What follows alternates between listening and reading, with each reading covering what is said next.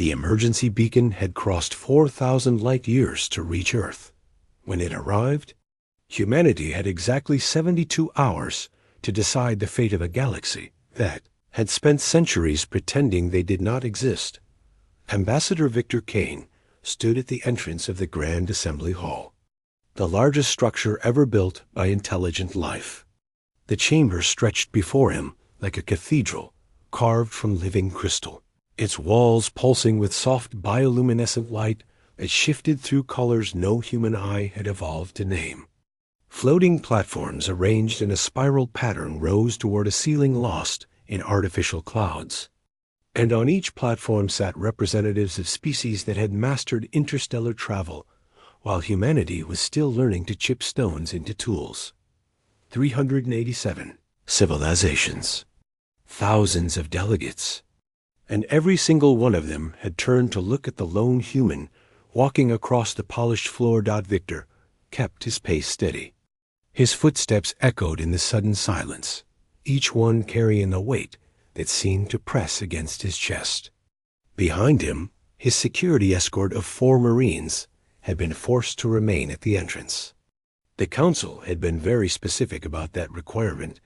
No weapons in the Grand Assembly. No guards. No protection. Just one human facing the judgment of the stars. The High Tribunal sat on a raised dais at the center of the spiral, 7 beings representing the founding species of the Galactic Compact. Their forms ranged from the crystalline structure of Senior Arbiter Melodus to the flowing gaseous body of First Speaker Vanthos. None of them looked remotely human, but all of them watched Victor with expressions that transcended species: fear, suspicion, and something that Victor recognized from a lifetime of diplomatic work. Desperation. First Speaker Vanthos raised a tendril of concentrated plasma, and the chamber's translation systems activated with a soft hum. Ambassador of Earth, you stand before the highest authority in civilized space. Do you understand the gravity of this summons? Victor allowed himself a small smile. With respect, First Speaker, your message suggested the gravity would be felt by both sides. Perhaps you could explain why the Galactic Compact, which has denied humanity membership for 200 years, suddenly requires our presence. A ripple of murmurs spread through the assembly. On a floating platform nearby, a cluster of insectoid beings from the Valani hive clicked their mandibles in what their species used for expressing shock. The human speaks boldly, one of them broadcast through their translator. Has no one informed them of their place? Our place, Victor said, turning to face the Valani directly, is apparently important enough that you sent a priority beacon across half the galaxy to reach us. So perhaps, before we discuss proper etiquette, someone could explain what emergency requires the attention of a species you have classified as too primitive for membership. Senior Arbiter Melodus leaned forward, her crystalline body catching the light and scattering it into rainbows across the nearby delegates. Her voice resonated through the translation matrix like wind chimes in a storm. Show him. The chamber's central holographic display activated, and Victor Kane saw the end of the world. Not one world. Hundreds, thousands. The display showed a star map of the outer territories, and spreading across it like a disease was a wave of darkness. System after system marked in red, then black, then simply gone. The Devourers, First Speaker Vanthos said. We believed them extinct. A threat from the ancient times, defeated by our ancestors at a cost that nearly broke civilization itself. We were wrong. Victor studied the display, his diplomatic training keeping his face neutral, even as his mind raced through the implications. How long? The first attacks began 18 cycles ago. We attempted to contain the information while our military forces responded. Vanthos paused, and the plasma of his body flickered with colors that suggested shame. Those forces have been destroyed. 94 fleets. 27 billion soldiers. Gone. And now they approach the core systems. They approach everything, Ambassador. The Devourers do not conquer territory. They consume it. Every world they reach is stripped of all biological matter. Every ship that engages them is torn apart and absorbed into their swarm. Victor looked up at the star map, at the blackness spreading toward the heart of civilized space. Why us? You have 400 species with military capabilities. Why summon humanity? The silence that followed was different from before, heavier. Senior Arbiter Melodis rose from her seat, her crystalline form ringing with harmonic tones that the translator rendered as sorrow. Because you are what we feared to become, Ambassador. You evolved on a world that should have killed you. Your gravity is crushing. Your predators were endless. Your climate tried to murder your species a dozen times, and each time you adapted, you grew stronger. You survived. She gestured to the assembled delegates. Look at us. The Vallani evolved in perfect hive conditions.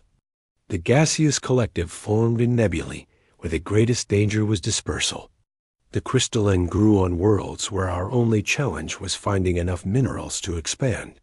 We became intelligent through cooperation, through peace, through avoiding conflict. And humanity?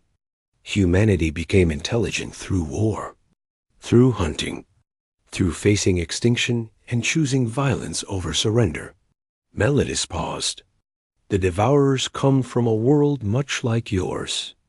A death world, we call such places. They evolved the same instincts, the same aggression, the same relentless drive to survive at any cost. Victor understood then. He understood why they had been summoned, why the compact had swallowed its pride, why 387 species now looked at one human with something approaching hope. You cannot fight them because you never learned how to fight, he said quietly. Your civilizations were built on avoiding competition, not winning it. And now you face an enemy that thinks like a predator. We face an enemy that thinks like you, Vanthos corrected. And we need predators of our own to stop them. The murmuring in the chamber had stopped entirely. Every being in the Grand Assembly waited for Victor's response. He thought of Earth, of the billions of humans going about their lives, unaware that the galaxy had finally come calling, of the military forces that humanity had built in secret, preparing for the day when peace was no longer an option, of the fleet that waited in the darkness between stars, its existence known only to a handful of leaders who had always understood what the galaxy truly was. If we do this, Victor said slowly, there will be conditions. Humanity has spent 2 centuries being told we are too dangerous for the galactic community, too aggressive, too violent. If you want us to save your civilization, you will acknowledge what that means. First Speaker Vanthus flickered. Name your terms. Full membership in the compact. Immediate and unconditional. Voting rights equal to any founding species. And when this war is over, a permanent seat on the High Tribunal itself. The chamber erupted. Delegates who had been silent suddenly found their voices, shouting objections across the spiral platforms. The Vallani representative broadcast outrage so intense that translators in a dozen languages struggled to keep up. But Victor noticed that the High Tribunal remained silent. And on Senior Arbiter Melodis's crystalline face, he saw something that looked almost like relief. They had been waiting for this, hoping for it, because they knew that any species capable of defeating the Devourers would not do so for free. Your terms are extreme, Vanthos finally said, his voice cutting through the chaos. They would fundamentally alter the balance of power in the compact. Yes, many species will oppose them violently. Yes. And if we refuse? Victor looked at the star map one more time. At the darkness spreading across the galaxy. At the countdown timer in the corner, showing how long until the Devourers reached the first core system. 43 days. Then I wish you luck, First Speaker. You will need it. He turned and began walking toward the exit, his footsteps echoing in the stunned silence. He made it exactly 12 steps before Vanthus spoke again. "Wait." Victor stopped, but did not turn around. "The High Tribunal will deliberate. But I must ask, Ambassador, what makes you believe humanity can succeed where we have failed? What weapons do you have that our combined forces could not match?" Now Victor turned. He looked at the assembled delegates, at beings who had mastered technologies humanity was only beginning to understand. And he smiled. "We have something your species never developed, first speaker. Something that Deathworlds teach and Paradise worlds forget. Which is? The knowledge that everything wants to kill you, and the willingness to kill it first." He resumed walking, leaving the Grand Assembly in chaos behind him. In 43 days, the Devourers would reach civilized space. In 43 days, everything would change. But first, humanity needed to answer a question that had haunted them since they first looked up at the stars and wondered if they were alone. Were they ready to show the galaxy what Deathworlders could do? Victor Kane intended to find out. The vote took 16 hours. 16 hours of arguments, threats, and desperate negotiations while the Devourer swarm continued its advance across the outer territories. When it was done, humanity had become the 388th member of the Galactic Compact by a margin of 11 votes. Ambassador Victor Kane transmitted the results to Earth immediately. The response came within minutes. Acknowledged. Fleet mobilization begins now. Estimated arrival at compact space, 31 days. 31 days. That gave them 12 days to prepare before the Devourers reached the core systems. Victor had worked with worse margins before, but never with stakes this high. He stood in the quarters assigned to the human delegation, watching through a transparent wall as ships from dozens of species fled the station.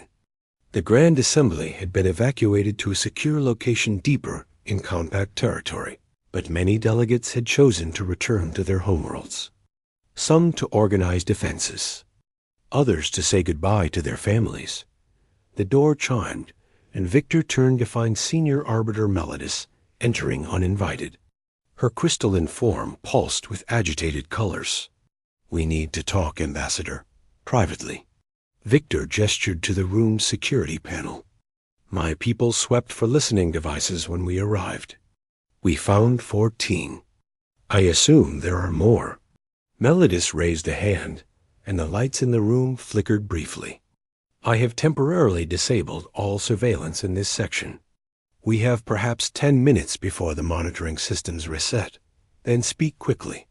The Arbiter moved to the window, her reflection breaking the starlight into fragments. "There are things the High Tribunal did not tell you. Things that could change everything. Such as? The Devourers did not simply reappear, Ambassador. They were awakened, deliberately." Victor felt ice form in his stomach. "By whom? We do not know. But the attack patterns suggest they were given specific targets. Worlds with strategic importance. Military installations that were supposedly secret." Melodis turned to face him. "Someone within the compact is guiding them." The implications crashed through Victor's mind like waves. A threat from outside was terrifying enough, but a threat from within, using the Devourers as a weapon, meant the enemy could be anyone. Why tell me this? Because humanity is not part of the old alliances. You have no enemies within the compact structure because you have never been allowed inside it. You are the only ones who can investigate without suspicion. And if we discover who is responsible? Melodis's crystalline face hardened into angles that reflected no light. Then you will do what Deathworlders do, what we cannot bring ourselves to do, even now. Victor understood. The compact species had evolved to avoid conflict. Even facing extinction, they struggled to consider the kind of ruthless response that might be necessary. Humanity had no such limitations. "I will need access," he said. to intelligence networks, communication logs, everything your security forces have collected. You will have it. But Ambassador, there is one more thing. Melodis hesitated, her form flickering through colors that suggested fear. The being responsible may be on the High Tribunal itself. I cannot tell you whom to trust. I never trust anyone, Arbiter. It keeps things simpler. Melodis left without another word, and Victor immediately opened a secure channel to the incoming fleet. The encryption was human-developed, theoretically unbreakable by compact technology. Admiral Rosa Viva's face appeared on the display. She was a woman in her 60s, gray hair cut short, with eyes that had seen too many battles to hold any illusions about war. Ambassador, I received your initial report. What is the real situation? Worse than we thought, Admiral. We may be walking into a trap. He explained what Melodis had revealed, watching Viga's expression harden with each new detail. A traitor within the compact leadership, she said when he finished, using alien monsters to destroy their own civilization. Do we know the motive? Not yet, but I intend to find out before your fleet arrives. Vega nodded slowly. I am accelerating our timetable. The main battle group will arrive in 26 days instead of 31. The advanced squadron will be there in 18. The advanced squadron? That is only 40 ships. 40 of our most advanced vessels, crewed by veterans who have trained for exactly this kind of situation. They will not be able to stop the Devourers, but they can slow them down. Buy time for the rest of the fleet. Victor thought about what that meant. 40 ships against a swarm that had destroyed 94 fleets. The crews of those vessels knew they were being sent to die. Admiral, those people know exactly what they are volunteering for, Ambassador. I asked for volunteers only. I received 18,000 applications for 4,000 positions. Viga's voice carried a weight of pride and sorrow. This is what Deathworlders do. We throw ourselves at the impossible until it breaks, or we do. The channel closed, and Victor stood alone in his quarters, watching the stars. 18,000 volunteers. Soldiers willing to die to protect civilizations that had spent centuries treating humanity as dangerous animals. He wondered if the compact delegates understood what that meant. He wondered if they ever would. Over the following days, Victor became a ghost in the compact systems. The access Melodis had provided opened doors that should have been sealed forever. He read communications between species that predated human civilization. He studied intelligence reports on threats that the galaxy had faced and forgotten. And slowly, methodically, he began to see the pattern. The Devourers had not attacked randomly. Each system they consumed had contained something valuable. Research facilities, military production, communications hubs. Someone had given them a list of targets, a roadmap to crippling the compact's ability to respond. But who had access to that kind of strategic information? Victor narrowed the list to 17 possibilities. High-ranking officials in the compact military, intelligence directors, members of the High Tribunal itself. On the 14th day after the vote, he found what he was looking for. The transmission had been hidden in routine communications traffic, disguised as bureaucratic noise. But Victor's analysis software, designed by humanity's best cryptographers, caught the anomaly. A single message sent from compact headquarters to a location in deep space. A location that corresponded exactly to where the Devourer swarm had changed course 3 days. Later, Victor traced the message to its source and felt his blood run. Cold. First speaker Van Thos. The leader of the High Tribunal. The being who had summoned humanity to save the galaxy. The one who had argued most passionately for accepting Victor's terms. He had been guiding the Devourers all along. Victor stared at the evidence, his mind racing through possibilities. Vanthus had invited humanity into the war. had given them legitimacy, resources, access. Why would a traitor do that? Unless humanity was not meant to save the galaxy. Unless they were meant to be destroyed along with it. He opened a secure channel to Admiral Vega once more. "Admiral, we have a problem. I gathered that from your expression." "What is it?" "The traitor is First Speaker Vanthos. He has been coordinating with the Devourers from the beginning. And I believe he wanted us here specifically." Vega's eyes narrowed. "For what purpose?" "The compact species fear us almost as much as they fear the Devourers. If both threats destroyed each other, Vanthos could rebuild civilization exactly as he wishes. No predators. No competition. Perfect order. He is willing to sacrifice billions of his own people for that. He is willing to sacrifice everyone, Admiral. The Devourers are not his army. They are his reset button. He wants to wipe the slate clean and start over." The Admiral was silent for a long moment. When she spoke, her voice was ice. "Then we need to change his plans. I'm pushing the advance squadron to maximum speed. They will arrive in 4 days. Can you stay alive that long?" Victor looked at the data on his display, at the evidence that made him the most dangerous human in the galaxy. "I will find a way, Admiral. But when your ships arrive, be ready for anything." This war just became a lot more complicated. He closed the channel and began erasing his traces from the compact systems. Vanthos did not know he had been discovered. That advantage would not last long. 4 days. Victor had 4 days to survive in a station, controlled by an enemy who wanted him dead. He had faced worse odds before, but never alone, and never with the fate of every living being in the galaxy hanging in the balance. The game had changed. And Victor Kane intended to win. The assassination attempt came on the 3rd night.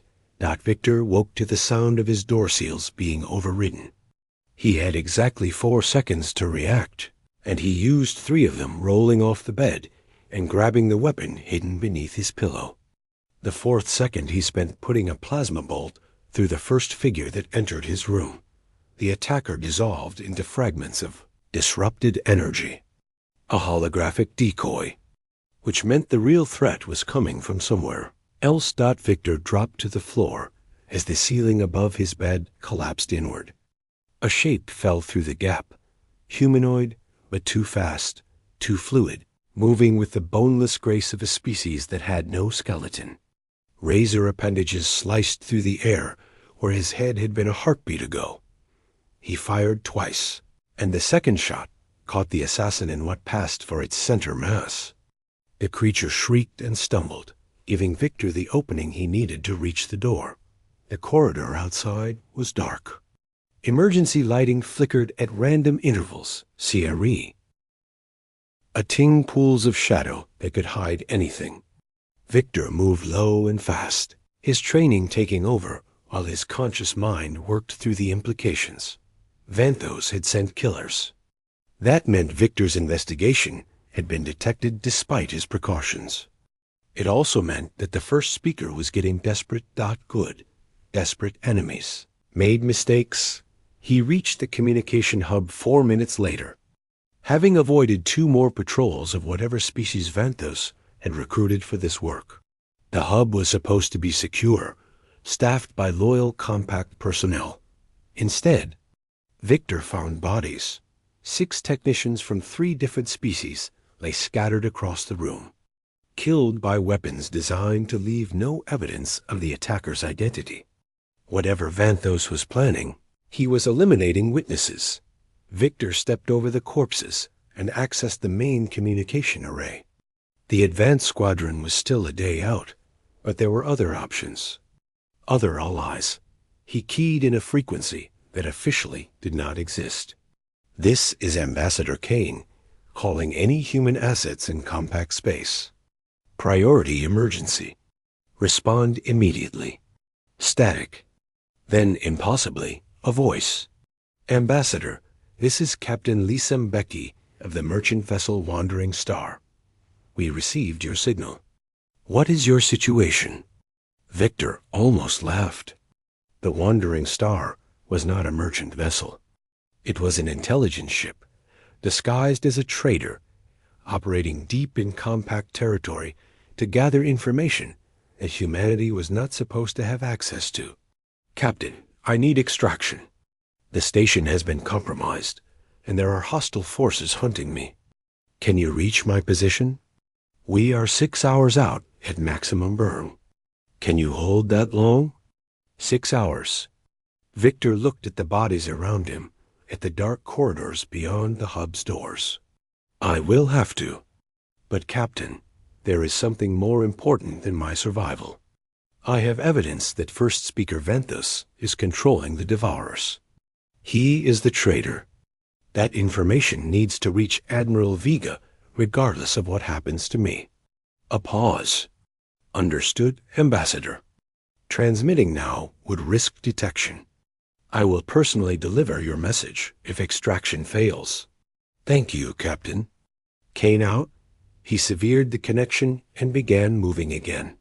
6 hours was an eternity in hostile territory, but Victor had survived worse. The key was to keep moving, to never let the hunters pin him down. He made it 2 more hours before they caught him. The trap was elegant. A section of corridor that appeared empty, but was filled with sensor nets invisible to human eyes. Victor walked through them before he realized his mistake. And by then, it was too late. First, Speaker Ventos materialized from the shadows ahead, his plasma form glowing with colors that suggested amusement. Ambassador Kane, I must admit you have impressed me. No being has ever penetrated our security systems so thoroughly. Victor kept his weapon raised, knowing it would do little good against a gaseous entity. And no being has ever betrayed an entire galaxy so completely. Tell me, Vanthos, what is worth killing billions of your own people? The first speaker drifted closer, seemingly unconcerned by the weapon pointed at his center. You would not understand? Your species is too young, too violent, too focused on immediate survival to see the larger pattern. His form shifted, displaying images within the plasma. The compact has existed for 3 million years. In that time, we have faced 17 extinction-level threats. Each time, we survived by cooperation, by peace, by suppressing the aggressive instincts that destroy civilizations. And the Devourers are the ultimate test, a threat so severe that it requires the ultimate response. Vanthus's colors darkened. When I discovered they still existed, dormant in the galactic rim, I realized the opportunity. The compact has grown complacent, weak. Species that should have faded into extinction instead survive on the charity of others. The strong carry the weak, and everyone suffers. Victor felt cold certainty settle into his bones. You are pruning the garden, using the Devourers to eliminate species you consider inferior. I am saving civilization by making it strong again. When the Devourers have finished their work, only the worthy will remain. Only those capable of contributing to the greater whole. And humanity? Vanthos laughed, a sound like bubbling liquid. Humanity is the final variable. A Deathworld species, aggressive and dangerous, but also adaptable and creative. I brought you here to test you, Ambassador, to see if you are worthy of survival, and if we are not, then the Devourers will handle you as they have handled the others. Your fleet is impressive, but it cannot defeat a swarm of that size. You will buy time for the evacuation of the worthy species, and then you will die. Either way, I win. Victor lowered his weapon slowly. You have made one mistake, Vanthos. Have I? You assumed that because we are aggressive, we are also stupid. Victor smiled. I transmitted everything to Admiral Vega 4 hours ago. By now, the entire compact knows what you have done. Vanthus's form flickered with sudden uncertainty. That is impossible. All communications from this station are monitored. All official communications. But humanity has been operating intelligence assets in compact space for 2 centuries. You never detected them because you never believed we were clever enough to deceive you. The first speaker's colors shifted to something that looked like rage. It does not matter. The devourers cannot be stopped. Even if every species in the compact turns against me, the swarm will continue its advance. Maybe, but they will not be facing the compact alone. Victor activated his personal communicator, displaying a tactical feed that should have been impossible to access. The human advance squadron had arrived early. 40 ships arranged in a formation that the compact had never seen before. And behind them, emerging from hyperspace in waves, came the rest of the Deathworlder fleet. 312 vessels, the largest military force humanity had ever assembled. You see, Vanthos, you made another mistake. You thought you understood Deathworlders because you studied the Devourers. But the Devourers evolved alone. They never had to learn cooperation, never had to build alliances, never had to trust anyone outside their own kind. Victor stepped forward, and for the first time, Vanthos retreated. Humanity learned all of that. We fought each other for millennia, and we learned. We made peace with enemies we had every reason to hate, and we learned. We built a civilization out of chaos, and we learned. He raised his weapon again. The Devourers are dangerous because they want to consume everything. Humanity is dangerous because we want to protect it. You cannot stop me, Ambassador. I am gaseous. Your weapons are not the only tools I have. The doors behind Victor burst open, and Captain Mekki rushed through with a squad of Marines in full combat gear. Among their equipment was a containment unit designed for capturing gaseous life forms. Take him, Victor ordered. The High Tribunal will want to question him personally. Vanthos tried to flee, but the containment field caught him mid-movement. His form compressed into the unit, his colors flickering through every shade of rage and fear. This changes nothing. He screamed. The Devourers are still coming. You cannot win. Victor watched as the Marines carried the traitor away. Then he turned to Captain Mekki. How did you arrive so quickly? She smiled. Admiral Vega pushed the squadron to dangerous speeds when she received your transmission. We burned out 3 engines getting here, but it was worth it. And the main fleet? 2 days behind us, ready for whatever comes next. Victor looked at the tactical display still hovering from his communicator. The Devourer swarm was visible at the edge of the map, a darkness spreading across the stars. 2 days until the fleet arrived. 3 days until the swarm reached the first core system. The race was not over yet. But for the first time since this crisis began, Victor Kane felt something that had been absent from the compact for far too long. Hope about the Deathworlder fleet assembled at the threshold, a region of space where the Devourer swarm would have to pass to reach the core systems. Admiral Rosa Vega stood on the bridge of the flagship Unconquered, watching the tactical display fill with friendly contacts. 312 human ships.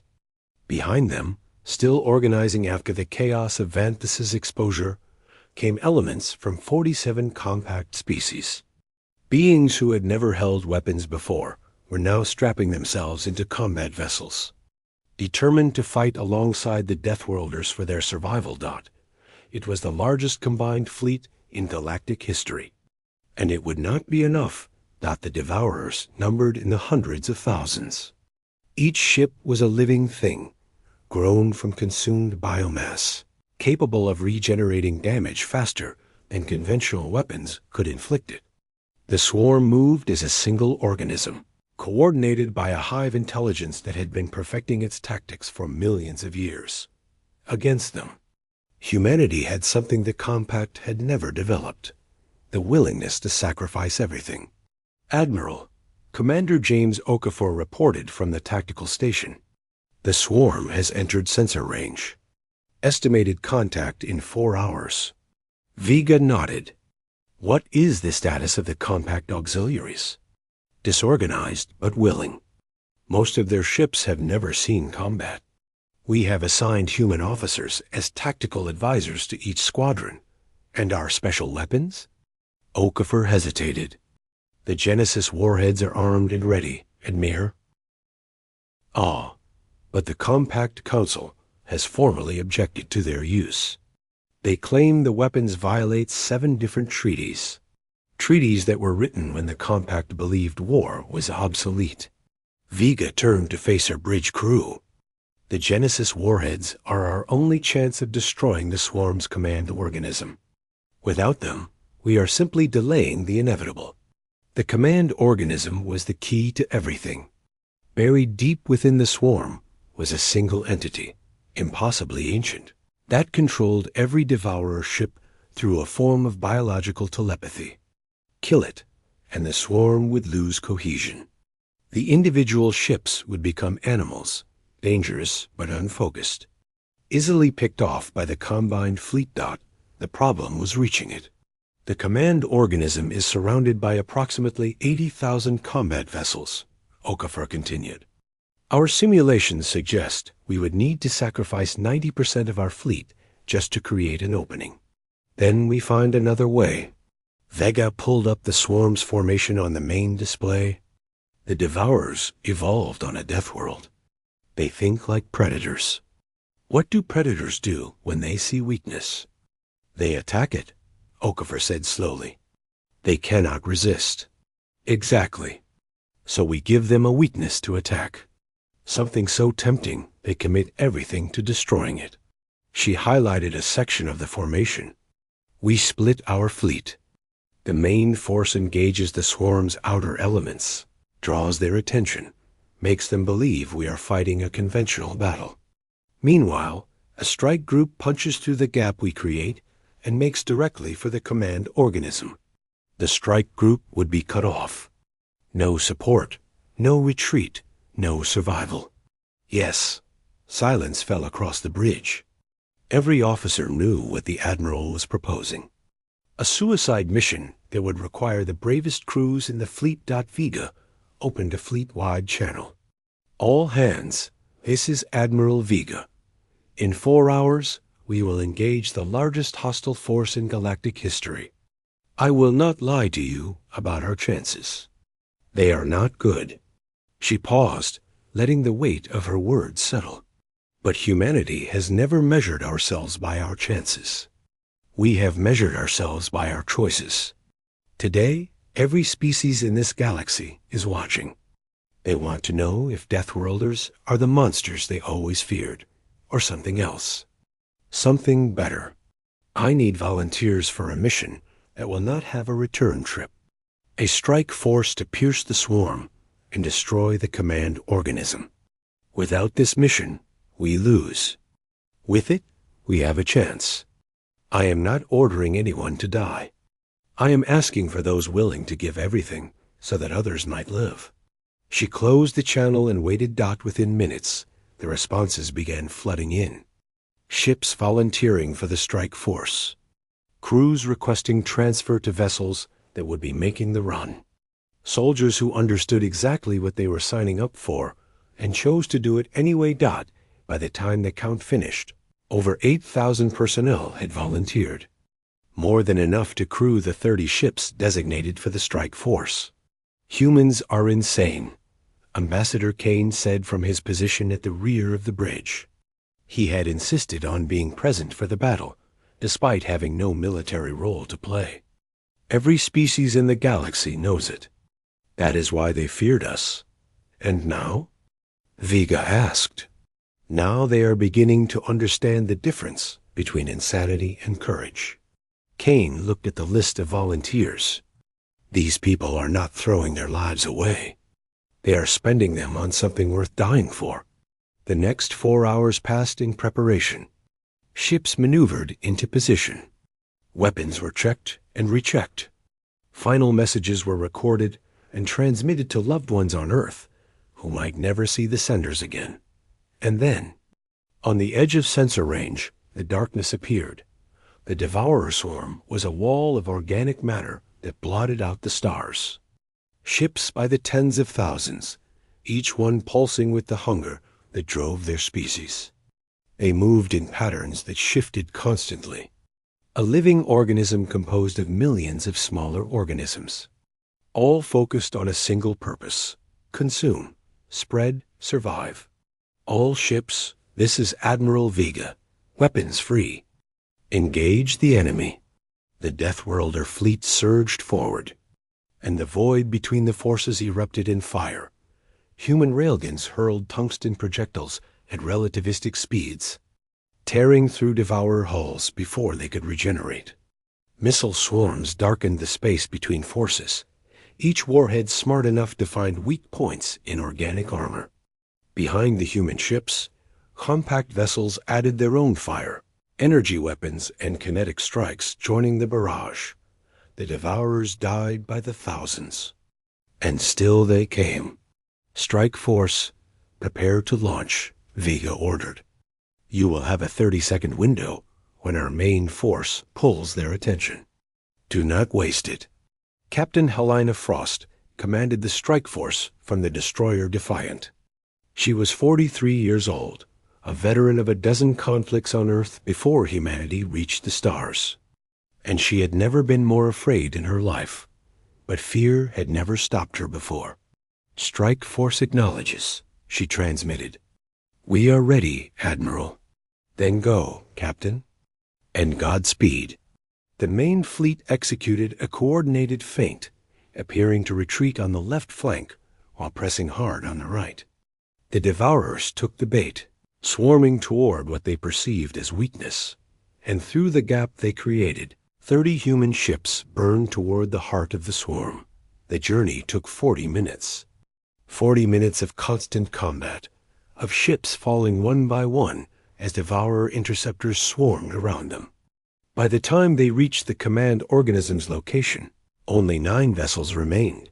Captain Frost looked at the tactical display and felt her heart skip. The command organism was massive. A living moon, kilometers across, its surface covered with weapons and sensor organs that tracked the approaching ships with terrible precision. All ships arm Genesis warheads, she ordered. We only get one shot at this. The Devourers around the command organism moved to intercept, but they were too slow, too confident that nothing could threaten their master. 8 ships launched their warheads and were destroyed moments later, their crews dying so their weapons could fly free. Captain Frost watched the Genesis warheads streak toward their target, each one carrying a payload designed to destroy biological matter at the molecular level. Humanity's most terrible weapon, created in secret, saved for a threat that justified its existence. The warheads struck. The command organism screamed. Its death cry echoed through every devourer in the swarm, a psychic pulse that shattered the hive connection. Ships that had been coordinated perfectly suddenly lost all direction, crashing into each other, spinning wildly, reverting to base instincts. Target destroyed. Frost transmitted, her ship burning around her. The mission is complete. Captain, Vega replied, her voice thick with emotion. I speak for every being in this galaxy. Thank you. The Defiant's hull breached 3 seconds later. Captain Helena Frost and her crew joined the thousands of humans who had given their lives that day. The swarm was broken dot, and the galaxy would never forget what humanity had done to save it. The cleanup took 3 months. Without the command organism, the Devourer swarm fragmented into thousands of individual packs, each one driven by instinct rather than intelligence. They were still dangerous, still hungry, but no longer coordinated.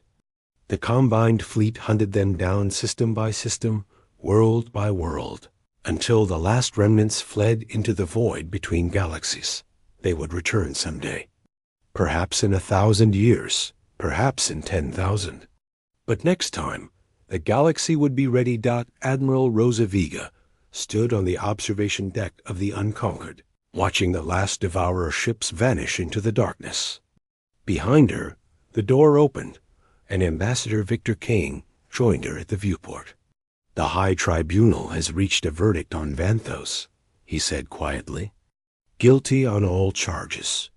He will be confined in a dimensional prison for the remainder of his existence, not execution. The Compact does not execute its prisoners, even traitors." Kane moved to stand beside her. "They say it distinguishes them from the predator species." Vega smiled bitterly. "The predator species who just saved their civilization. They are learning, Admiral. Slowly, but they are learning." He pulled out a data tablet. "The new High Tribunal has confirmed humanity's permanent seat. We will have equal voting rights with any founding species. And there is something else." "What?" "They want to rename this region of space, the site of the final battle against the Devourers." Kane handed her the tablet. "They are calling it the Human Threshold." Vega stared at the name, feeling something shift in her chest. For 2 centuries, humanity had been treated as dangerous outsiders, primitives too violent for civilized company. Now their name would be written in the stars forever. "How many did we lose?" she asked. "In the strike force, all 8,000 volunteers. In the main battle, another 12,000. Kane's voice was steady, but she could hear the weight behind it. "The Compact forces lost approximately 30,000. Total casualties across the campaign, counting civilians in the outer territories, are estimated at 9 billion. 9 billion lives. More than the entire population of Earth during most of human history. And yet, compared to what the Devourers would have consumed if they had not been stopped, it was almost nothing." "Was it worth it?" Vega asked. "All that death, all that sacrifice. Did we do the right thing?" Kane considered the question carefully. "The Compact species will debate that for generations. Some will say we should have let them handle the crisis themselves. Others will say we should have extracted payment before helping. A few will even say we should have let the Devourers win, that the galaxy would be better off without species too weak to defend themselves. And what do you say?" "I say that when someone calls for help, you answer. Not because you will benefit from it, not because they deserve it, but because helping is what you do when you can." Vega turned from the viewport to face the ambassador directly. "That is a very human perspective." "Perhaps. But I think it might also be the perspective the galaxy needs to learn." Kane smiled. "Deathworlders are not special because we are stronger or faster or more aggressive. We are special because we had to learn how to survive together. We had to learn empathy, cooperation, sacrifice. We had to learn that sometimes the pack matters more than the individual. The Compact species evolved in paradise. They never faced selection pressure that required them to develop those traits. Now they are learning them, the hard way, through a crisis that almost destroyed them. You think they will be better for it? I think they have a chance to be. Whether they take that chance depends on what they do next." Kane gestured toward the stars. "The universe is vast and dangerous. There will be more threats, more crises, more moments when the galaxy needs someone willing to stand in the darkness and fight. And when those moments come, humanity will be there. Because that is what Deathworlders do." The door opened again, and Commander Okafor entered with a tablet of his own. "Admiral, Ambassador, you need to see this." He activated the tablet's display, showing a transmission from Earth. The planetary government had declared a day of mourning for the casualties of the Devourer War. Across the globe, people gathered in public spaces, sharing stories of those who had died, celebrating their sacrifice. But there was something else, something that made Vega's breath catch dot in city after city. The crowds included aliens. compact species who had traveled to Earth to pay their respects. Beings who had once feared humanity, now standing shoulder to shoulder with humans, united in grief and gratitude. The Compact Council has voted to establish a permanent embassy on Earth, Okafor reported. They want to learn from us, not just our military techniques, but our culture, our history, our philosophy. Why? Vega asked. Because they finally understand what they were missing. Cooperation between species is not enough. You need to be willing to die for each other. You need to believe that some things are worth more than survival. Kane watched the images from Earth, his expression thoughtful. For 2 centuries, the galaxy looked at humanity and saw monsters. Aggressive, dangerous, unpredictable. They were not wrong. We are all of those things. He turned to face the Admiral. But we are also loyal, protective, capable of love so fierce it defies reason. We will kill to protect our own, but we will also die to protect strangers. That combination is what makes Deathworlders unique. Not our capacity for violence, but our capacity for sacrifice. Vega nodded slowly. The Devourers were Deathworlders too, but they evolved alone. They never learned to extend their loyalty beyond their own swarm. Exactly. They were predators without empathy. We are predators who chose to be guardians. Kane looked back at the viewport, at the stars that humanity had finally claimed their place among. That is the story we need to tell. Not that humans saved the galaxy, but that we chose to. That when the call for help came, we could have stayed safe and let others suffer. And instead, we ran toward the danger.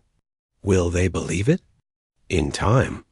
Every time we show up when we are needed, every time we stand with those who cannot stand alone, the story gets stronger. Eventually, it will be the truth everyone knows.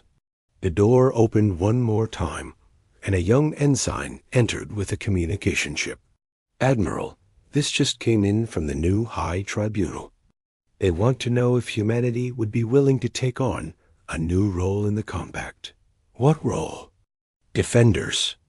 A permanent force stationed at strategic locations throughout Compact space, ready to respond to any threat. The ensign swallowed nervously. They say no other species has the instincts for it. They want us to be their guardians. Vega looked at Kane. The ambassador shrugged. I told you they were learning. The Admiral turned back to the viewport, to the human threshold, to the vast darkness that waited beyond. Tell the High Tribunal we accept. Humanity will stand watch over the galaxy. She paused, and a smile crossed her face. It is what we were born to do. 6 months later, the first permanent human defense station was established at the edge of Compact space. It was named after Captain Helena Frost, who had given her life to destroy the Devourer command organism. Over the following decades, 17 more stations followed. Human ships patrolled the borders of civilized space, watching for threats, responding to distress calls, doing exactly what Deathworlders had always done, protecting those who could not protect themselves. The galaxy had called for help, and humanity had answered dot, and for as long as humans drew breath, they would answer again. That was the promise of the Deathworlders. That was the gift of Earth. That was what it meant to be human.